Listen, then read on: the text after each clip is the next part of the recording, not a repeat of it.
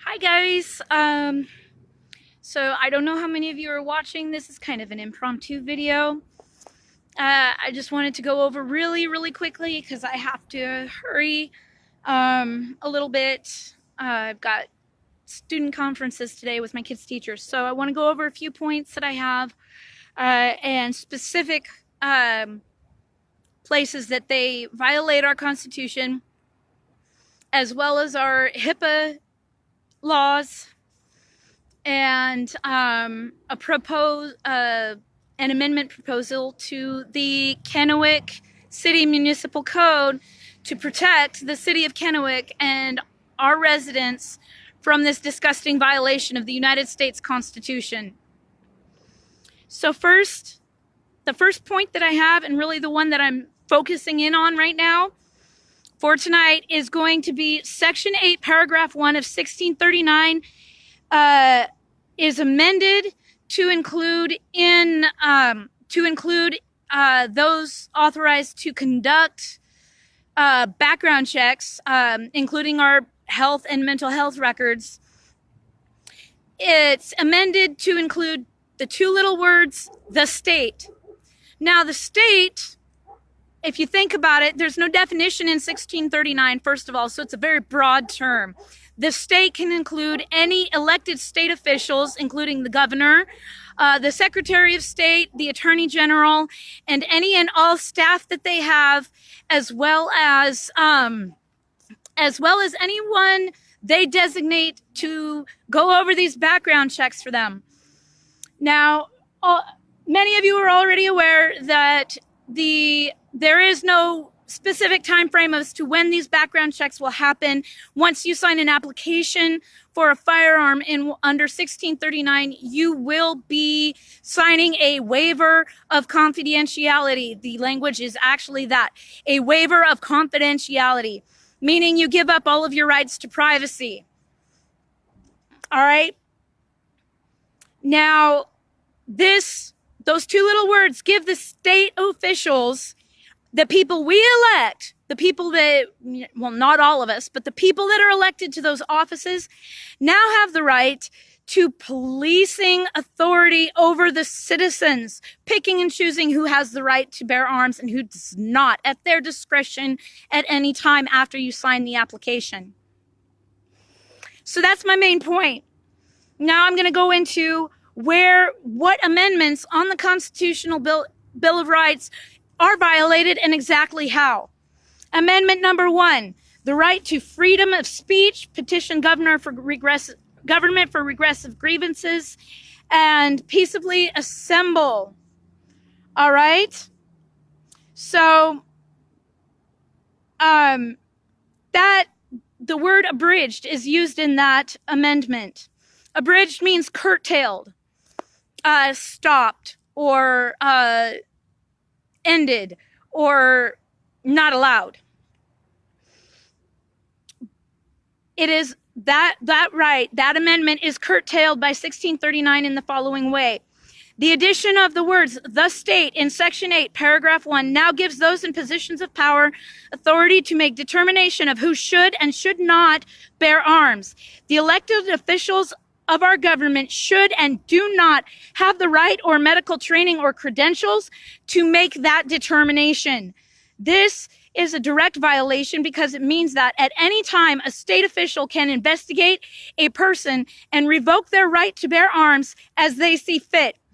The citizen's right to free speech is abridged under this because this blatant grab of power can lead to government officials seizing a citizen's firearms if that citizen speaks out against them. We say something that offends a particular government official, right? That they then have, we say something that offends them, or we speak aggressively against them. They then have probable cause to go in and request all of our records and launch an investigation into that individual citizen as to whether or not they're eligible to own a firearm. And if they find something in there, you went into, for example, you went into a 72-hour hold for suicide prevention, or you went and sought help for yourself when you were going through a crisis. They can then determine, oh, well, obviously this person is mentally unfit to own a firearm, which they will, because we know how they hate us challenging their power, right? This knowledge, those two little words, the state, has now caused citizens to have reason to be afraid of exercising their right to free speech once they sign an application for a firearm. Amendment number 2, the right to bear arms. It's pretty much self-explanatory, but there's a little more detail to it. It's directly infringed upon by the state's added authority in Section 8, Paragraph 1 of 1639, adding the state to those who are allowed to conduct these background checks and mental health checks. According to the Second Amendment, the state cannot have this authority to pick and choose who is eligible to own firearms. Plain and simple. End of it. That's the end of that point for the Second Amendment. Now we get to Amendment number 4. I don't know how many of you thought about this, but Amendment number 4 regards unreasonable search and seizure. And it's violated like this. The revocation by the state of a previously issued concealed carry or firearm permit on the basis of mental health or physical ailments, etc., is an unreasonable seizure. That's an unreasonable seizure. It's an unreasonable seizure of your firearm permit or concealed carry license. The broad language allows too much discretion on the part of state officials to seize or revoke a citizen's right to bear arms. All right. So then I'm going to be presenting them with the voter statistics of Kennewick, which is basically this. 6 of the 61.15% of voters who said no in Benton County, 38.85%. I'm sorry, I read that wrong. Of the 44,532 making up the 61.15% of no votes, in Benton County, 15,316 of them came from constituents in Kennewick. That is 29% of the total Benton County no vote against 1639. Forgive me for stuttering. I'm a little bit amped up here. I'm a little riled up about this. All right, so those are the voting statistics that I'm going to use to go into my proposed amendment to Kennewick Municipal Code, Chapter 10, Section 12. I think that's how I read that. I'll have to double check it. Conflict with state law. It's amended to read, if any portion of this chapter is found by the city of Kennewick, that's an amendment, to be in conflict with or more restrictive than state law insofar as it concerns firearms, then it shall be construed consistently with and in harmony with state law. Paragraph 2 is amended to read. It's added. It's a new paragraph.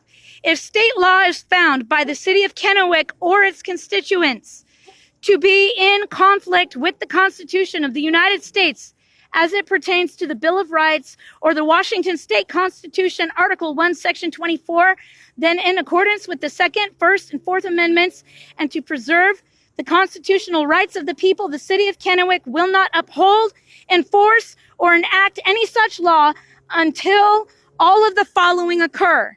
A, the law is amended so as not to infringe or impair the constitutional rights of the people. B, it is thoroughly and openly reviewed by both City Council and the constituents of Kennewick. C, it is placed before the people who, being of legal age and status, shall vote.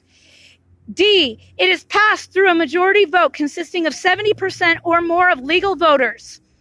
E, approved for enactment by City Council after passed by a 70% or more majority vote of the people. This amendment applies only as it pertains to Chapter 10, Section 12 of the Kennewick Code of Ordinances. That is my proposal. The facts that I just read to you, Amendment 4, Amendment 2, and Amendment 1, as well as the HIPAA violation, that is what I'm basing this proposal on. These are the things that I'm going to be presenting at City Council tonight to at least get this on the table for discussion.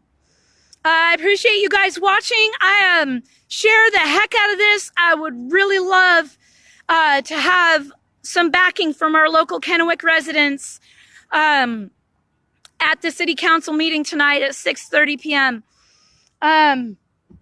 Thank you. I have to go get to a doctor's appointment for my child, and I'll have about another hour and a half between that and 6:30 to finish preparing and such. I hope to see you all there. Thanks.